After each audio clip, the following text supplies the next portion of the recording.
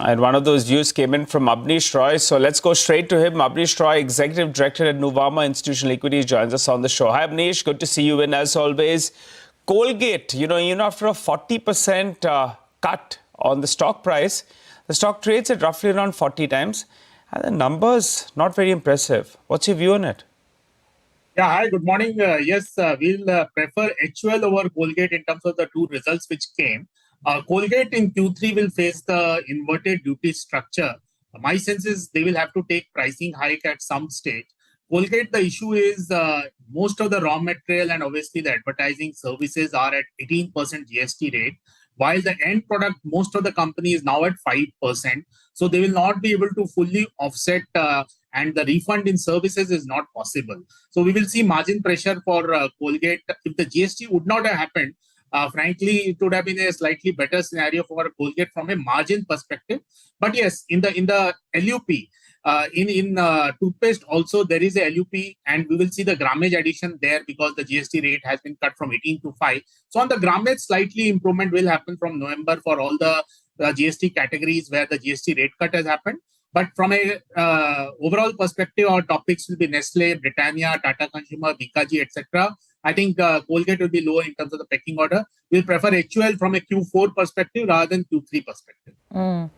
Abneesh, hi, morning. But, I take your point on margin and the fact that they're not getting the GST offset, and that could be an issue at the operational level.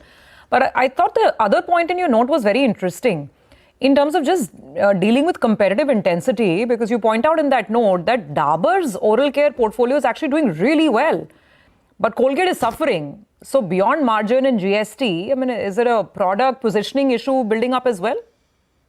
Three things in terms of the MD Prabha, definitely in terms of premiumization and focus and aggression, that initially led to a lot of benefit for Colgate. So if you remember, around 1 year back, Colgate stock and Colgate results were really good. So what happened after that was the other competitors like Dabur, HUL, Patanjali, all also copied the template. So essentially the competitive intensity, the freebies, the discounting, etc. really became common across the sector. If that happens, only customer wins, the companies don't win. The benefit for Dabur, HUL, etc., and both HUL and Dabur have done better in Q2 versus Colgate on a YOY basis. The Dabur numbers are not out, but we expect better performance there based on the business update also. So basically what has happened, clearly Dabur and HUL are more diversified, right? So they are able to absorb the competitive intensity pain and promotional pain in terms of being more diversified. But for Colgate, now with this GST inverted structure, they will have this one more challenge. My sense is at some stage they will have to take the pricing hike. From a base perspective, the volume, sales and margins, now it is there in the base, but GST is one additional issue in terms of the margin. So yes, you are absolutely right. Competitive intensity remains a problem. I think everyone now needs to understand that it is more about innovations and differentiation. Otherwise, competitive intensity in this category is on the higher side. Got it. Yeah. So slightly, broader question, Abneesh. Now, from a market and portfolio perspective, most people we speak to, nobody's talking about buying FMCG. Everybody's buying different parts of consumption.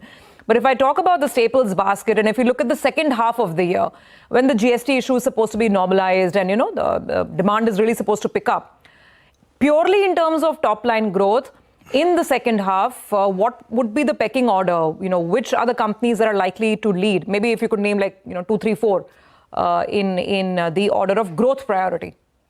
Yeah, good question. Two things here will work out. One is, where is the grammage addition really helping? So for example, in Colgate, also lower unit pack will see grammage addition. But how it works is no one is going to brush more too much just because it's lower price or higher grammage. So it will benefit the food company, because food companies, if you see biscuits, snacks, etc., or even Maggi, for example, the consumer buys a pack. So in such cases, the volume grammage addition will benefit the volume straight away. That's why Nestle, Bikaji, Pidilite, Tata Consumer will be the outliers in terms of better performance in H2 versus the rest of the pack for this reason. Okay, Nestle, Pidilite, Tata Consumer. Probably in Britannia. And Britannia. Okay, so the food guys basically should do better in terms of top line growth, volume growth in the second half. Got it. Makes total sense. We don't brush more, but we can definitely eat more. And that's where the benefits should accrue. Thank you, Abneesh, for joining in. Good conversation. Short one, but quite helpful. Okay, we're just approaching 9:10.